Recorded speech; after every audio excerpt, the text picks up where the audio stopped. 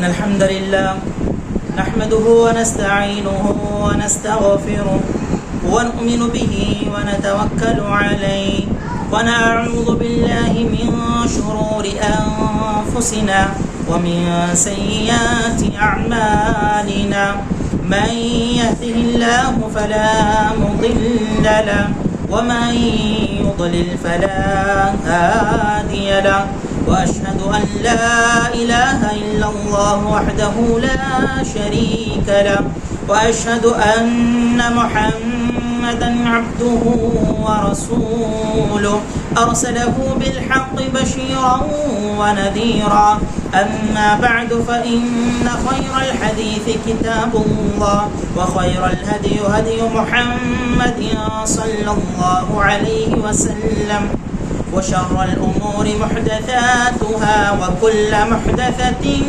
بدعة وكل بدعة ضلالة وكل ضلالة في النار فأعوذ بالله من الشيطان الرجيم بسم الله الرحمن الرحيم يا أيها الذين آمنوا اتقوا الله حق تقاته ولا تموتن إلا وأنتم مسلمون يا أيها الناس اتقوا ربكم الذي خلقكم من نفس واحدة وخلق منها زوجها وبث منهما رجالا كثيرا ونساء واتقوا الله الذي تساءلون به والأرحام إن الله كان عليكم رقيبا يا أيها الذين آمنوا اتقوا الله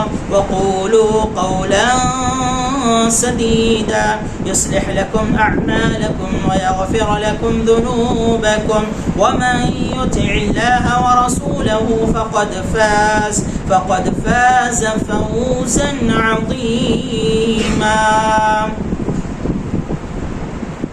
وقال الله تبارك وتعالى في القرآن المجيد والفرقان الحميد إن الذين قالوا ربنا الله ثم استقاموا فلا خوف عليهم ولا هم يحزنون. ہر قسم کی تعریف و توصیف، کبریائی، بڑائی، بزرگی و برتری اسی خالق کائنات مالک ارض و سما وحدہ لا شریک لیہ لائق و زیبا ہے، جس رب العالمین نے اتنی وسیع و عریض کائنات کو محض 6 دنوں میں تخلیق فرمایا، پھر عرش پر مستوی ہوا، جس رب العالمین نے ہم انسانوں کو پیدا کرنے کے بعد ہماری رہنمائی اور رہبری کے لیے ایک بعد دیگر انگنت پیغمبروں اور رسولوں کو اپنی تعلیمات کے ساتھ اس دنیا میں مبعوث فرماتا رہا۔ اس مختصر سی حمد و ثنا کے بعد درود و سلام کا نذرانہ ہو تمام انبیاء اکرام علیہم الصلاۃ والسلام پر، خصوصاً بالخصوص میرے اور آپ کے آخری نبی سید الانبیاء و سید المرسلین خاتم النبیین رحمت للعالمین جناب مصطفیٰ صلی اللہ علیہ وسلم پر، جنہیں اللہ تعالیٰ نے ہمارے درمیان معلم و مربی کی حیثیت سے مبعوث فرمایا۔ اللہم صلی علی محمد وعلی آل محمد۔ حاضرین جمعہ و خواتین اسلام، خطبہ مسنونہ کے بعد قرآن مجید کی ایک آیت کریمہ میں نے آپ کے سامنے تلاوت فرمائی۔ اس آیت کریمہ میں اللہ تعالیٰ نے فرمایا ان الذین قالوا ربنا اللہ ثم استقاموا فلا خوف علیہم ولا هم يحزنون، یقیناً جن لوگوں نے یہ اللہ تعالیٰ پر ایمان لایا اور کہا ان الذین قالوا ربنا اللہ، اللہ تعالیٰ ہمارا رب ہے، ثم استقاموا، پھر اس پر خوب اچھی طرح کیا ہے جم گئے، قائم ہو گئے، اللہ تعالیٰ فرماتے ہیں ولا خوف علیہم ولا هم يحزنون، ان پر کسی بھی طرح کا خوف نہیں ہے اور نہ ہی وہ لوگ کیا ہے غم زدہ ہونے والے ہیں۔ علماء اکرام نے اس آیت کریمہ میں 2 چیزوں کا تذکرہ کیا گیا ہے۔ جو لوگ اللہ کو اپنا رب مان لیتے ہیں پھر دین پر قائم ہو جاتے ہیں، رب ماننے کے بعد رب کے تقاضوں کو مکمل انجام دینے والوں کے لیے اللہ نے خوشخبری سنائی، کہا کہ نہ ان کے لیے ڈر ہوگا اور نہ ہی وہ غم زدہ ہوں گی۔ یہاں پر دیکھیے خوف اور حزن کا لفظ استعمال کیا گیا ہے۔ اس کی وضاحت کرتے ہوئے خوف اور حزن کے درمیان فرق بیان کرتے ہوئے علماء اکرام کہتے ہیں خوف کا معنی ہے آنے والا ڈر، آئندہ کی زندگی میں کوئی نقصان پہنچنے والا، کوئی مصیبت آنے والی یا ہماری ناکامی کو لے کر کے جو ڈر ہوتا ہے اس کو خوف کہتے ہیں.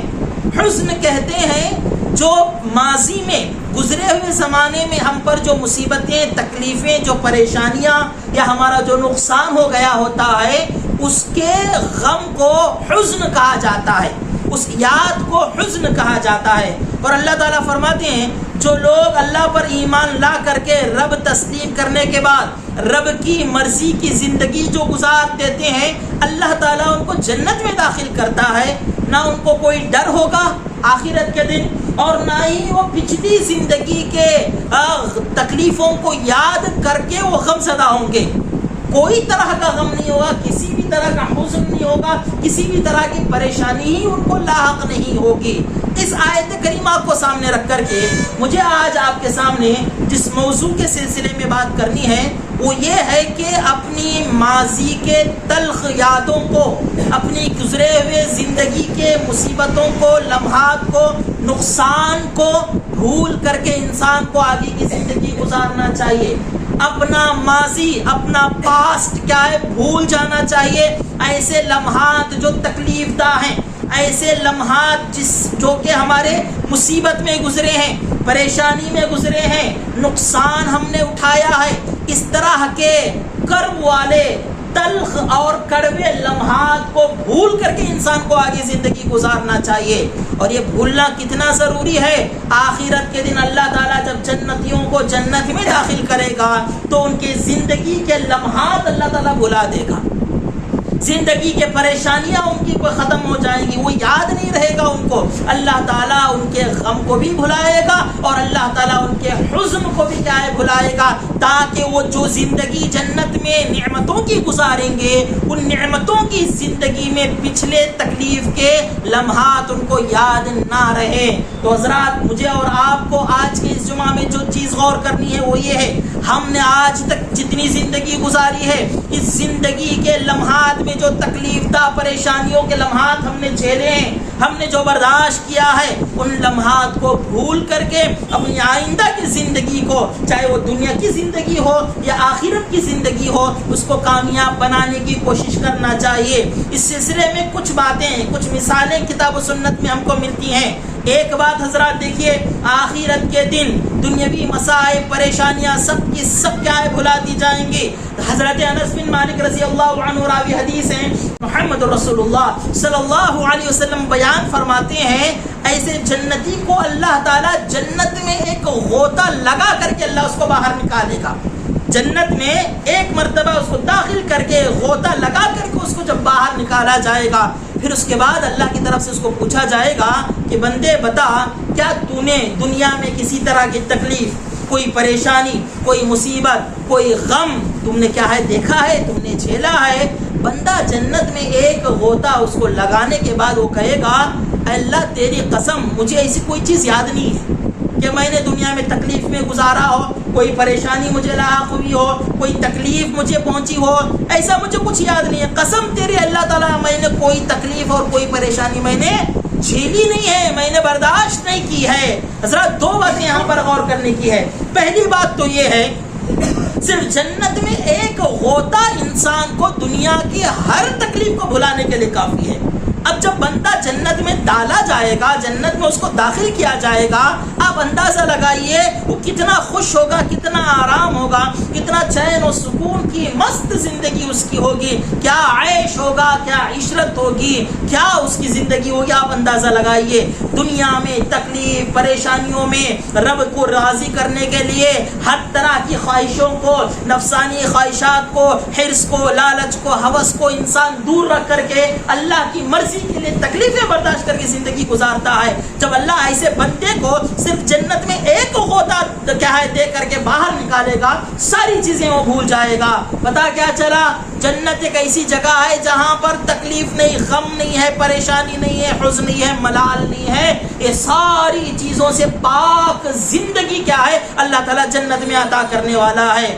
یہ اس کے مقابلے میں ایک اور شخص کے بارے میں ذکر آتا ہے جس کی دنیاوی زندگی پوری آرام میں گزری ہوگی، دنیا کی نعمتیں، اس کو کبھی تکلیف لاحق نہیں ہوگی، کوئی پریشانی اس نے دیکھا ہی نہیں ہوگا۔ جب اللہ کے حکم سے، کیونکہ وہ نافرمان ہوگا، اس کو جہنم میں ایک غوطہ لگا کر کے باہر نکالا جائے گا اور اس سے اسی طرح کا سوال کیا جائے گا کہ کیا تو نے دنیا میں نعمتیں، آسائش، آرام تو نے دیکھا ہے؟ بندہ کہے گا کہ مجھے ایسی کوئی چیز یاد ہی نہیں ہے کہ آرام کیا ہوتا ہے، عیش کیا ہوتا ہے، سکون کیا ہوتا ہے، مجھے نہیں معلوم ہے، کیونکہ جہنم کی ہولہ کی انسان کے دنیاوی عیش و آرام کو بھلانے کے لیے کافی ہو جائے گی۔ اور جب بندہ ہمیشہ کے لیے جہنم میں پھینک دیا جائے یا جہنم میں تھوڑی دیر کے لیے اللہ اپنی مرضی کے تحت اس کو ڈالے گا اور جہنم کے عذاب میں اس کو کیا ہے عذاب میں ڈالا جائے گا، تو کیا ہی ہو سکتا ہے۔ اللہ ہماری حفاظت فرمائے۔ اللہ تعالی ہم کو جہنم کے ہولناکی سے اللہ تعالی مشرق و مغرب کی دوری اللہ ہمارے اور جہنم کے اندر پیدا فرمائے۔ حضرات، کہنے کا مقصد یہ ہے دنیاوی زندگی میں یہ جو مشکلات، جو پریشانیاں آتی ہیں، اس کو کیا ہے بھلانے کی کوشش کرنا چاہیے۔ اور ایک بات آپ دیکھیں گے عمومی طور پر جب انسان کو تکلیف، پریشانی لاحق ہوتی ہے، انسان کیا کرتا ہے؟ اس غم کو، اس درد کو بیان کرنے کی کوشش کرتا ہے۔ حضرات، دکھوں، دردوں کو دور کرنے والا، ہماری مشکل کو سننے والا صرف اور صرف اللہ رب العالمین کی ذات ہے۔ اللہ ہی ہماری تکلیف کو حقیقی طور پر جانتا ہے اور دور کرنے کی سخت اور استطاعت بھی محض اللہ کی ذات کے پاس ہی ہے۔ تو لہٰذا کوشش کیا ہونی چاہیے؟ کوشش یہ ہونی چاہیے کہ ہم اپنا غم، ہم اپنا دکھ، درد ہر ایک کو بتاتے ہوئے، بانٹتے ہوئے نہ پھریں، اللہ کی ذات سے بھروسہ رکھ کر کے اللہ رب العالمین کے سامنے اپنی تکلیف کو، شکایت کو رکھیں۔ اللہ تعالیٰ ہی آسانیاں پیدا کرنے والا ہے۔ حضرات دیکھیں کہ بعض لوگ ہوتے ہیں ہمیشہ تکلیفیں، شکایتیں بیان کرتے رہتے ہیں۔ شکوے، شکایتیں بیان کرنا یہ بے صبری کی علامت ہے۔ ایسا بندہ صابر نہیں ہو سکتا، ایسا بندہ شاکر نہیں ہو سکتا اللہ تعالیٰ کا۔ اسی لیے اپنے غم کو، تکلیفوں کو بیان کرنے کی عادت اچھی چیز نہیں ہے۔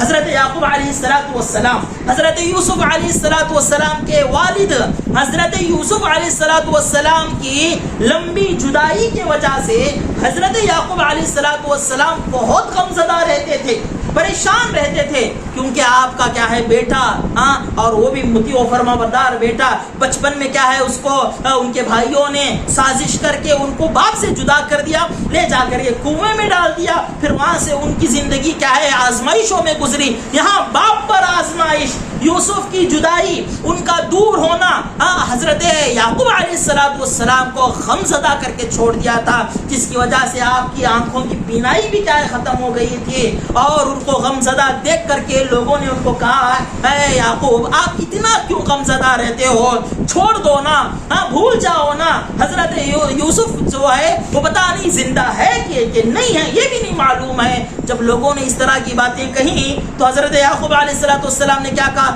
قال انما اشکو بثی وحزنی الی اللہ واعلم من اللہ ما لا تعلمون۔ حضرت یعقوب علیہ السلام کہتے ہیں انما اشکو بثی وحزنی، میں میری تنگ دستی، میں میری جو لاچاری ہے، میرا جو غم ہے، میں اللہ کے سامنے بیان کر رہا ہوں، تمہارے سامنے تھوڑی بیان کر رہا ہوں، میں اللہ کے سامنے بیان کر رہا ہوں۔ اور حضرت یعقوب علیہ السلام کہتے ہیں وَأَعْلَمُ مِنَ اللَّهِ، اور میں اللہ کو جیسا جانتا ہوں تم نہیں جانتے ہو۔ حضرت یعقوب علیہ السلام اللہ کے نبی ہیں، ان کو معلوم تھا اللہ کے پیغمبر ہے، وہ جانتے تھے اللہ تعالیٰ کی ذات کو، اللہ ان کے غم کو، ان کی تکلیف کو اللہ تعالیٰ ایک دن ضرور دور کرے گا۔ اور حضرت یوسف علیہ السلام ایک دن لوٹائے جائیں گے، اسی کیا ہے فکر میں، اسی امید میں اللہ کی ذات سے وہ دعا کیا کرتے تھے، اللہ رب العالمین کے سامنے اپنی تکلیف کو بیان کیا کرتے تھے۔ کیا بات پتہ چلی حضرات؟ انسان کو ہمیشہ یہ کوشش کرنی چاہیے اپنی تکلیف، اپنا درد جو ہے اللہ کے سامنے بیان کرے، اور اللہ سے ہی امید۔ بھول جانا یہ بھی اللہ رب العالمین کی ایک بہت بڑی نعمت ہے۔ اس کے لیے میں ایک مثال آپ کو دینا چاہوں گا۔ ہم دیکھتے ہیں ہمارے اپنوں میں یا ہم اپنے آپ پر ہی غور کرتے ہیں تو کچھ باتیں ہمیں پتہ چلتی ہیں۔ کیا باتیں پتہ چلتی ہیں حضرات؟ ہماری زندگی میں بھی کچھ ایسے حالات آتے ہیں جس کا غم ہمیں کیا ہے بہت شدید کیا ہے لاحق ہوتا ہے، جیسے کہ کسی کا انتقال کر جانا، والدہ والد کا اہل خانہ کا اولاد کا بھائی بہنوں کا کسی کا اپنوں کا قریبی لوگوں کا انتقال کر جانا یہ بڑی ہی کیا ہے تکلیف دہ چیز ہوتی ہے. اور آپ غور کر کے دیکھیں کسی کے انتقال کا جو پہلا دن ہوتا ہے وہ دن ان کے اقربا پر رشتہ داروں پر بڑا پہاڑ کے مانند ہوتا ہے. غم زدہ حالت ہوتی ہے, چہرے مرجھائے ہوئے ہوتے ہیں, آنکھوں سے آنسو جاری رہتے ہیں, غم کا بوجھ دل پر بیٹھا ہوا ہوتا ہے. ایسے میں انسان کیا حالت ہوتی ہے کسی کے اپنے کے گزر جانے پر اسی کو کیا ہے اس حالت کا علم ہوتا ہے. آپ اندازہ لگائیے یہ جو کیفیت غم کی پہلے دن ہوتی ہے اگر یہی کیفیت اگر آنے والے دنوں میں مہینوں میں یا سالوں میں باقی رہے تو کیا انسان اپنا ذہنی اور اپنا جسمانی توازن برقرار رکھ سکتا ہے؟ کیا نہیں برقرار رکھ سکتا. ذرا وہ غم و تکلیف اگر زندگی کے آنے والے لمحات میں بھی ویسے ہی باقی رہے نا, اگر وہ ذہن میں موجود غم اگر ہم نہیں بھلائیں گے اور اللہ تعالیٰ وہ نہ بھلائے تو پھر انسان اپنا ذہنی اور اپنا جسمانی توازن برقرار نہیں رکھ سکتا, بگاڑ لے گا, وہ بھی مریض ہوگا اور ایک وقت آئے گا کہ وہ بھی دنیا کو الوداع کہہ دے گا. ایسے کئی سارے واقعات ہم دیکھتے ہیں. بعض لوگ غم سے ابھر نہیں پاتے ہیں, اسی غم میں ان کی موت ہوتی ہے اور وہ لوگ کیا ہے غم زدہ رہ کر کے ہی اس دنیا سے چلے جاتے ہیں. حضرات ایسے میں اس طرح کی تکلیف کے حالات کو بھولنا اللہ کی نعمت ہے. یاد رکھ لیجئے دنیا میں کوئی آتا ہے تو جاتا ہی ہے ضرور, ایک دن ہم آئے ہیں تو ایک دن ہم کو بھی جانا ہی ہے. تو ایسے میں ان حالات کو بھولنے کی کوشش کرنا چاہیے, اس کو کیا ہے لے کر کے اسی پر غم زدہ نہیں رہنا چاہیے. اسی لیے خواتین کو کیا کیا احکامات بتائے گئے. دین اسلام کہتا ہے کہ کوئی خاتون ہے اور اس کے کوئی رشتہ دار انتقال کر جاتے ہیں 3 دن سے زیادہ غم کرنے کی اجازت نہیں ہے. اور خواتین کے لیے کیوں خصوصی مسئلہ بیان کیا گیا؟ کیونکہ خواتین مردوں کے مقابلے میں زیادہ جذباتیات والی ہوتی ہیں, زیادہ درد رکھنے والی, زیادہ فیلنگز والی ہوتی ہیں. اسی لیے 3 دن کی اجازت دی گئی, اس کے چوتھے دن غم منانے کی اجازت نہیں ہے. ہاں وہ جو خصوصیت کے ساتھ خواتین میں سے ان کے لیے ہے جو بیوی ہوتی ہیں وہ بھی صرف شوہر کے انتقال پر کیا ہے ان کو ایک عدت تک کیا ہے غم میں رہنے کی اجازت ہے. جب وہ عدت بھی گزر جاتی ہے تو ان کو بھی غم منانے کی اجازت نہیں ہے. یہ دین کیوں تعلیم دے رہا ہے؟ نعوذ باللہ, کیا دین اسلام کی تعلیمات اتنی سخت ہے؟ نہیں حضرات, یہ انسانیت کا دین ہے, انسانیت کا مذہب ہے. دین جو ہے انسانیت کے اعتبار سے اللہ تعالیٰ نے اس کو بنایا ہے, اس کو کیا ہے سینچا ہے. اس اعتبار سے انسان کی ضرورت کو, انسان کے لیے کیا فائدہ ہے وہ دین خوب بخوب جانتا ہے. اسی لیے اللہ تعالیٰ نے اس دین کو انسانوں کے لیے, مسلمانوں کے لیے اللہ تعالیٰ نے پسند فرمایا ہے. تو لہٰذا کچھ لمحات کو بھولنا, کچھ لمحات کو نظر انداز کرنا یہ ہمارے لیے کیا ہے بہت ہی ضروری ہوتا ہے. بہت سارے لوگ دیکھیں گے کسی کے انتقال کو لے کر کے یا کسی تجارت کے نقصان کو لے کر کے یا گزرے ہوئے حالات کو لے کر کے ہمیشہ کیا ہے اس بات کا ذکر کرتے رہتے ہیں اور اسی غم میں اسی نقصان کو سامنے لے کر کے چلتے رہتے ہیں. حضرات یہ اچھی بات نہیں ہے. دین کہتا ہے کہ آگے بڑھ جاؤ, معاون کرنا ضروری ہے. حضرات اسی جگہ پر باقی رہ کر کے تکلیف برداشت کرنا یہ اسلام کی تعلیمات نہیں ہے. اس کے لیے ایک مثال میں آپ کو دینا چاہوں گا. حضرت مائی عائشہ صدیقہ رضی اللہ عنہا, اللہ کے رسول صلی اللہ علیہ وسلم کی چہیتی زوجہ, ان کے بارے میں آپ یقیناً یہ جانتے ہوں گے. ایک انسان ان کی زندگی سے ہمیں کیا تعلیم ملتی ہے, کیا سبق ملتا ہے جانتے ہیں؟ بہت بڑا سبق ملتا ہے, خاص کر کے خواتین کے لیے, عمومی طور پر ہر انسان کے لیے, ہر مسلمان اور مومن کے لیے کیا سبق ملتا ہے جانتے ہیں؟ حضرت عائشہ صدیقہ رضی اللہ عنہا جب اللہ کے رسول صلی اللہ علیہ وسلم انتقال ہوئے تھے, آپ کی عمر کتنی تھی جانتے ہیں؟ 18 سال تھی صرف. جب اللہ کے رسول کا انتقال ہوا حضرت عائشہ کی عمر کتنی تھی؟ 18 سال تھی. اور حضرت عائشہ رضی اللہ عنہا کے لیے کوئی اولاد بھی نہیں تھی. اللہ تعالیٰ نے آپ کو اولاد نہیں عطا کیا تھا, بے اولاد تھیں. اللہ کے رسول کا انتقال ہوا, آپ کے شوہر عزیز کا انتقال ہوا, صرف 18 سال کی تھیں. گویا کہ کیا معلوم ہوا, اللہ کے رسول کے انتقال کے بعد آپ نے کتنے سال زندگی گزاری جانتی ہیں؟ 47 سال آپ نے دنیا میں زندگی گزاری ماں عائشہ صدیقہ رضی اللہ عنہا نے. اور اللہ کے رسول صلی اللہ علیہ وسلم کتنا چاہتے تھے حضرت عائشہ کو, وہ بیان کرنے کی ضرورت ہے. اتنا اللہ کے رسول صلی اللہ علیہ وسلم آپ کے پاس اتنے عزیز تھے, اللہ کے رسول کے پاس آپ بڑی محبت کیا کرتے تھے. ایسے شوہر کے انتقال کے بعد 47 سال گزارنا, 47 ایئرس گزارنا, بغیر اولاد کے، آپ اندازہ لگا کر کے دیکھیں. لیکن حضرت عائشہ رضی اللہ عنہا نے کیسی زندگی اختیار کی؟ تقوی و طہارت کی زندگی اختیار کی، علم اور زہد کی زندگی آپ نے اختیار کی، علم میں اپنے آپ کو مصروف رکھا، اللہ کی بندگی میں اپنے آپ کو مصروف رکھا. بڑی غیرت والی خاتون تھی حضرت مائی عائشہ صدیقہ رضی اللہ عنہا. آپ نے جو 47 سال زندگی گزارے، حضرات ایک وقت ایسا بھی تھا جہاں صحابہ اکرام رضی اللہ عنہم اجمعین آپ کی طرف کسی مسئلے میں کوئی شک اور شبہ ہوتا آپ کی طرف رجوع کرتے.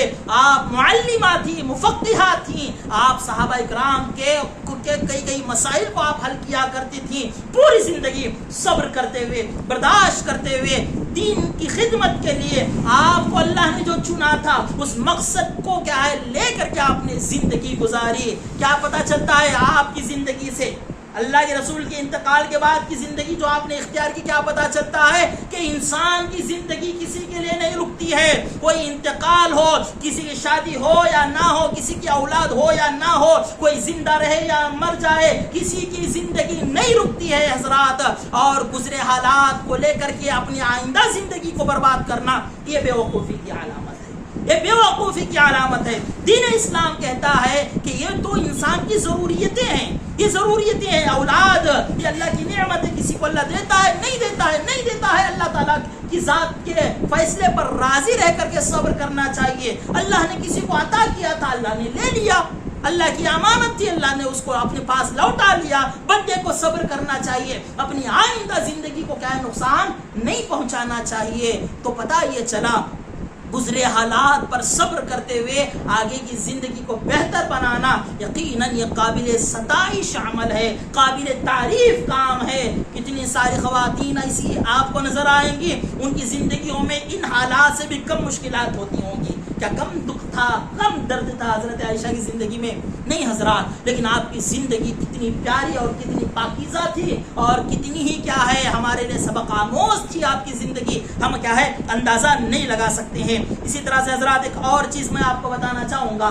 دیکھیے 3 چیزیں ایسی ہیں جس کے بارے میں خواہ غور و فکر کرنا، سوچنا، سوچ وچار کرنا، اسی میں پڑے رہنا یہ اچھی چیز نہیں ہے. 3 چیزیں اس کو یاد رکھنے کی کوشش کریں. پہلی چیز کیا ہے؟ لا تتفکر فی الفقر.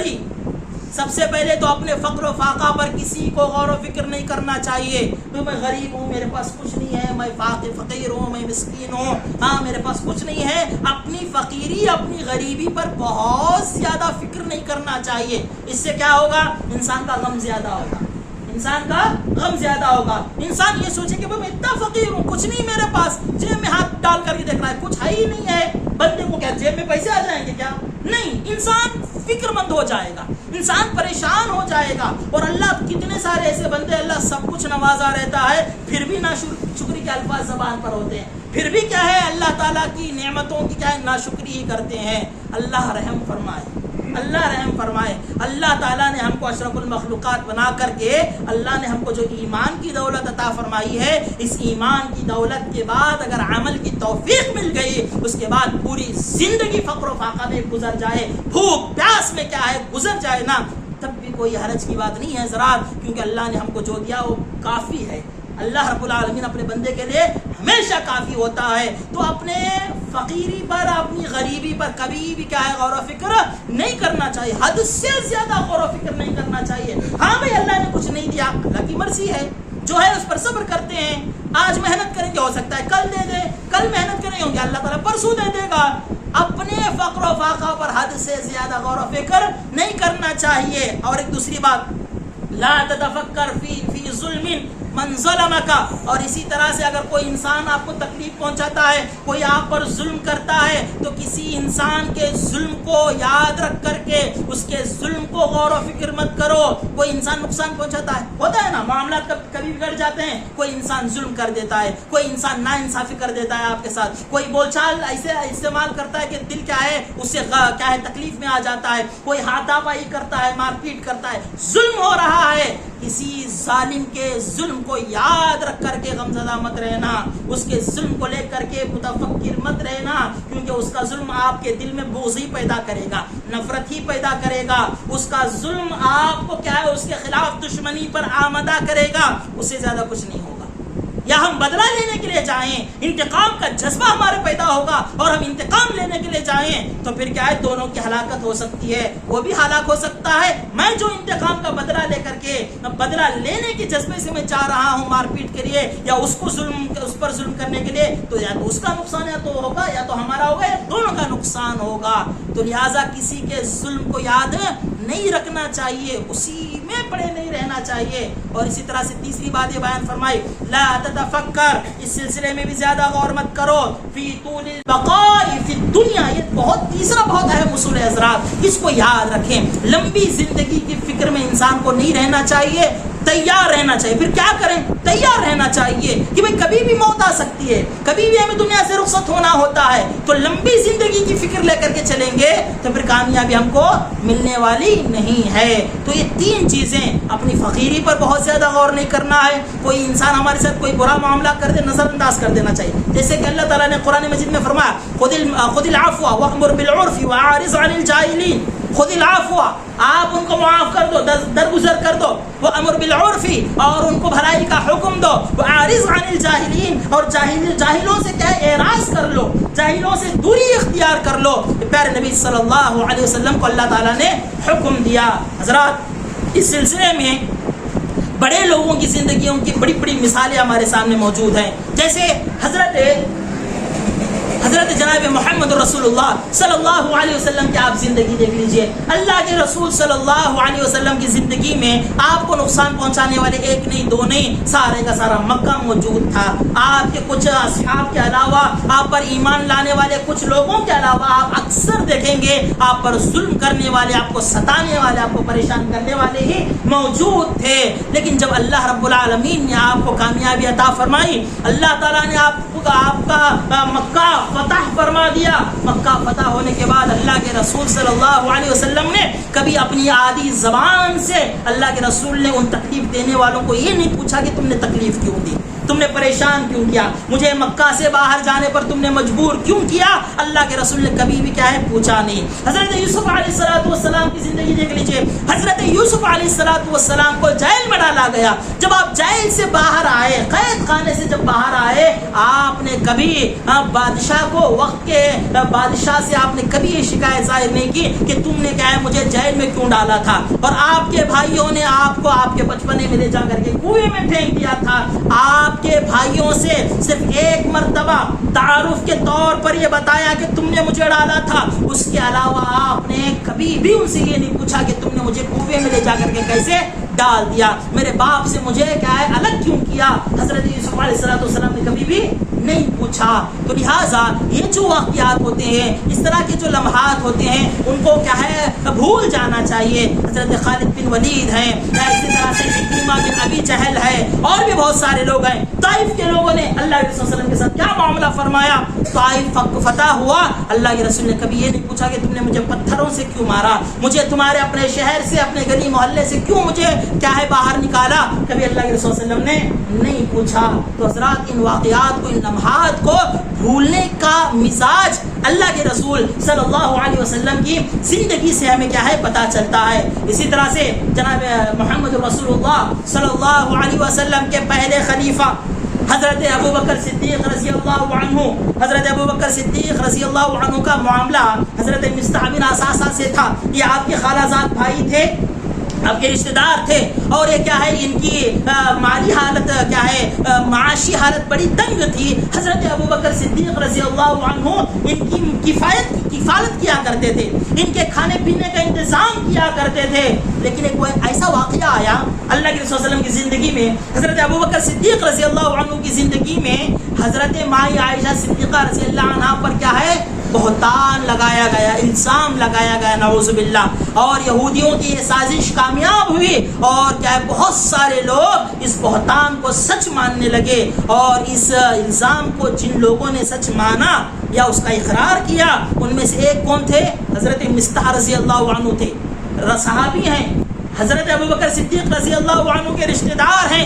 حضرت مائی عائشہ صدیقہ رضی اللہ عنہا کے رشتہ دار ہیں، لیکن اس افواہ میں، اس بہتان میں آپ بھی کیا ہے شریک ہو گئے، اس کو آپ سچ ماننے والوں میں سے ہو گئے۔ جب یہ بات حضرت ابوبکر صدیق رضی اللہ عنہ کو پتہ چلی، حضرت ابوبکر نے کیا کیا؟ کہا کہ میں آج سے تیری کفالت نہیں کروں گا، تیرا کھانا پانی کا جو خرچہ میں برداشت کر رہا تھا، وہ کھانے پینے کا خرچہ، وہ کفالت میں نہیں اٹھاؤں گا۔ حضرت ابوبکر صدیق رضی اللہ عنہ نے یہ ارادہ کر لیا۔ اللہ تعالیٰ نے قرآن مجید میں آیت کریمہ نازل فرمائی، کہا وَلَا يَأْتَلِ أُولُو الْفَضْلِ مِنْكُمْ وَالسَّعَةِ أَنْ يَأْتُوا أُولِي الْقُرْبَى وَالْمَسَاكِينِ۔ اللہ رب العالمین نے کہا کہ فضل والوں کو اس طرح کا کام انجام نہیں دینا چاہیے۔ فضل والے ہو بھیا، حضرت ابوبکر صدیق رضی اللہ عنہ بڑے ہی عظیم انسان ہے۔ فضل والے انسانوں کو ایسا نہیں کرنا چاہیے، جنہیں اللہ نے فضل عطا کیا ہے ان کو اس طرح کا کیا ہے کردار اختیار نہیں کرنا چاہیے۔ اگر وہ رحم کریں گے اللہ تعالیٰ ان پر رحم فرمائے گا۔ جب اللہ کا یہ وعدہ آیا، اللہ کی طرف سے یہ خوشخبری آئی اور یہ تعلیم آئی حضرت ابوبکر صدیق کے لیے، حضرت ابوبکر صدیق رضی اللہ عنہ فوراً اپنا ارادہ بدلتے ہیں۔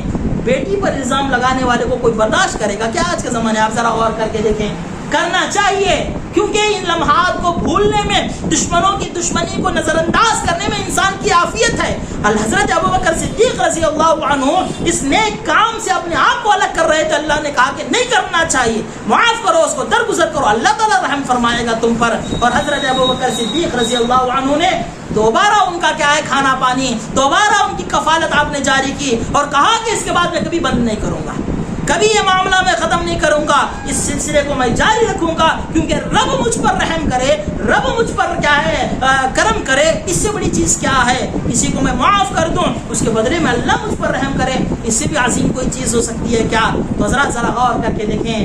اسی طرح سے شیخ الاسلام امام ابن قیم رحمہ اللہ فرماتے ہیں، ان کا ایک قول ہے، وہ بیان کرتے ہیں، کہتے ہیں کہ اگر کوئی انسان آپ کو ناراض کرتا ہے، کسی بھی طرح ہو سکتا ہے، زبان سے تکلیف دیا ہوگا، الزام لگایا ہوگا، یا آپ سے دشمنی مول لی ہوگی، آپ کا حاسد ہے، حسد کرتا ہے آپ سے، آپ کا مالی نقصان کیا ہوگا، جانی نقصان کرنے کی بھی کوشش کی ہوگی، کچھ بھی کیا ہوگا، اگر ایسا انسان آپ سے معافی مانگتا ہے، درگزری مانگتا ہے، تو اخلاق کا تقاضا کیا ہے؟ اخلاق کا تقاضا یہ ہے کہ ہم اس کو معاف کر دیں۔ ابن قیم کہتے ہیں کہ اس کو معاف کر دینا چاہیے۔ اب وہ معافی مانگنے والا انسان گرچہ جھوٹا ہی کیوں نہ ہو، جھوٹ موٹ کا ہی معافی مانگ رہا ہو، جھوٹ موٹ کا ہی آپ کو راضی کرنے کا کوشش کر رہا ہو، تب بھی کیا کرو؟ درگزر کرو، کیونکہ درگزری کیا ہے؟ انسان کو کامیاب بناتی ہے۔ ذات بہت بڑی بات ہے۔ ہم دنیاوی زندگی میں اکثر آپ دیکھیں گے ماضی کے حالات کو، پاس میں جو گزر چکا ہے اس کو لے کر کے اپنی حالیہ زندگی کو برباد کر رہے ہوتے ہیں۔ اب جو زندگی ہم گزار رہے ہیں پریزنٹ، اس کو ہم خراب کر رہے ہوتے ہیں۔ بھئی ایسا ہو گیا تھا، وہ ایسا ہو گیا تھا، اتنا نقصان ہو گیا تھا، یہ ہوا تھا، وہ ہوا تھا۔ ان چیزوں کو بھولنا یہ اللہ کی نعمت ہے، یاد رکھ لیجیے، یہ اللہ کی نعمت ہے، یہ وہ نعمت ہے جو اللہ تعالیٰ جنت میں جنتیوں کو عطا کرے گا۔ کیا ہم دنیا کو کامیاب بنانے کے لیے یہ صفت نہیں اختیار کر سکتے؟